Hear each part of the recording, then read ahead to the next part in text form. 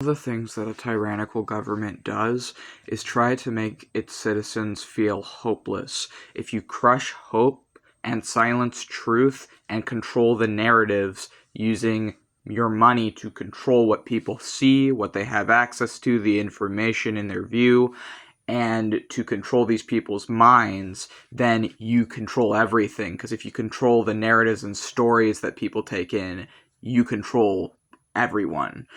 So one of the things that they try and do is destroy hope, is destroy dreams, is destroy creativity, is to demonize artists and demonize creative people so that people don't dream and they don't hope and they don't even question what's happening around them. They don't strive for something better. And this is not at all like me saying that people who aren't striving for better are like problematic. That's not the point of this video. What I'm talking about is things that tyrannical governments do to control people, to keep their tyranny. And one of the things that I was realizing is that even just as someone that, like, I try and be socially aware, I try and be an empathetic and kind person wherever I can be. But even for myself, I am not, like, unsusceptible to propaganda. I am not immune to lies. I'm not immune to deceptive information. And frankly, I think that anyone who says they're, like, fully immune to propaganda is lying. I think that they maybe don't know any better, but you're not always going to recognize propaganda as propaganda, and you're not always going to recognize a lie as a lie, because that's the thing about a lie, is that oftentimes lies disguise themselves in bits of truth or disguise themselves with some truth to get into people's heads. And I was just thinking about how much better my mental health has been since I've stopped using Instagram regularly. And now that I'm just kind of using it as like, okay, well, I'm not going to delete what I have on it. I'll just like keep it up as a portfolio, but I'm not going to like the feed there anymore. I'm not looking at other people's stuff there anymore. And when and if I use it, it's incredibly minimal because it was devastating for my mental health to be on there, like absolutely devastating. And my mental health has significantly improved since I have not been like scrolling on there. And I think that a part of that is because everything I was seeing was just like really gut-wrenching negative stuff. Everything I was seeing when I would be scrolling on Instagram was different people suffering. And maybe that's just my algorithm, but my algorithm was just like full of different people suffering. And it's like, it got to the point where it's like every time I'm using Instagram, I'm just suffering because all I'm seeing is suffering. And I don't want to. And then the other part is that it would be people suffering and then people in their comment section telling them that they deserve it, that it's their fault, or you know, just people being bigoted and ignorant. And maybe they're bots, maybe they're real, but it doesn't matter. Either way, they're spreading fascist sentiments. Either way, they're spreading ignorance and cruelty and apathy, which, frankly, is the root of fascism, is the root of tyranny, is apathy, is a lack of empathy, is ignorance and bigotry. This is the core of tyranny. This is the core of oppression. And so I think that it can be really taking a toll on someone, and it can crush their hope when all they're seeing is negative stuff. And I feel like the internet would have a lot of people believing that older people in particular would have younger people believe that older people just are all okay with what's going on with the government. It would try and brainwash us into thinking that because it's old people running the country, that most old people are just okay with what's going on.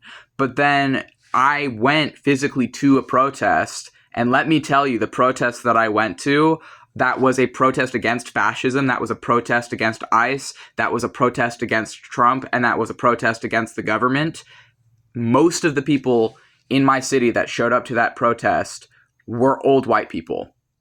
Like, unironically, most of the people who were carrying signs saying like stuff like no kings and fuck ICE, and I saw my favorite one I saw was someone saying like some politician puts his cast iron skillet in a dishwasher. I thought that one was really funny, and I like people were there with signs, and most of them were old people.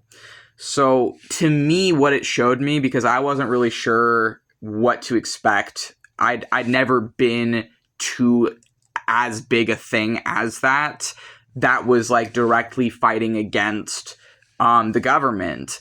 And to see so many different people, but most of them were old. Most of the people there were old, like I'm telling you. So at least in my city, it was like 1,000 people, and as far as the eye could see, there was old people fighting against the tyranny of the government. And to me, that kind of showed me that the narrative the internet is giving me of like old people don't care about minorities, old people don't care about rights, old people don't care about people like me that are autistic and transgender and have like other disabilities going on. They don't care about people like me that are dependent on like stuff like EBT to get food, or SSI to like live and not be homeless. But the thing is that they do care. They do care. And I saw, being physically there, that they care. It showed me, it broke the illusion the internet had trapped me in of like nihilistic thinking of like, well, we're all just like doomed and there's no hope and like everyone's just in support of this, is what the internet had me believing. Or not that everyone's just in support of this, but that there's not enough people that aren't in support of it for like anything to happen. But I don't believe that anymore. I don't believe that old people are just okay with this, at least not where I live. I don't know if I live in a small city, a medium city, or a large city. Maybe it's just a medium city, I guess. But the fact that like 1,000 people at least showed up to the protest, and most of them were old people, and also like it kind of blew my mind, and I'm like, oh, there's a lot of people actually that aren't okay with this. There's a lot of people actually that do care about immigrants and trans people and disabled people and racial minorities and everyone, and are not okay.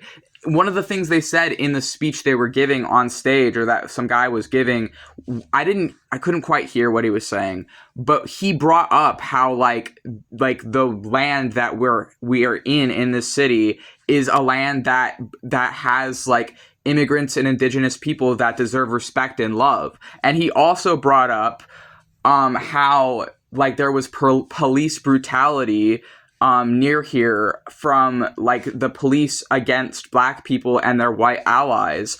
And again, I couldn't hear exactly what he was talking about because like there was some sound issues, but just the fact he brought up those things at all, I was like, oh, these people are like, they care. They do actually care.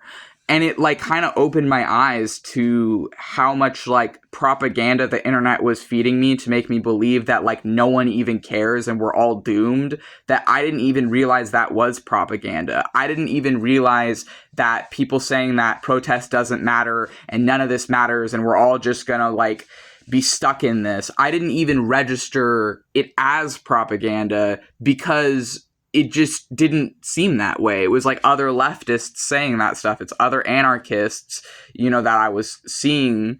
And now that I see that actually these people, they at the very least care enough to all come together to make themselves heard, that they're not in support of this, that they're not in support of the government, that they do care about trans people and gay people and black people and indigenous people and Mexican people, that they do care about people, that they care about human beings, that they care about all of us. And they want, at the very least, for there not to be a tyrannical dictator in power, and for there to not be threats on healthcare and threats on like food and access to food and threats on people's ability to like maintain homes, that they at the very, very least care about those things.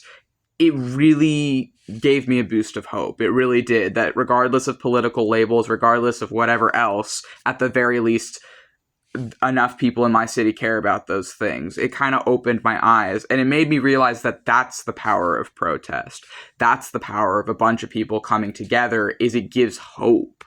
It's saying that we're not going to stand for this, that at least everyone that was there is not going to stand for this crap, and it instilled hope in me. as a younger person that's like living in this system and just feeling kind of doomed by it, feeling just really, I don't know, nihilistic, it gave me hope.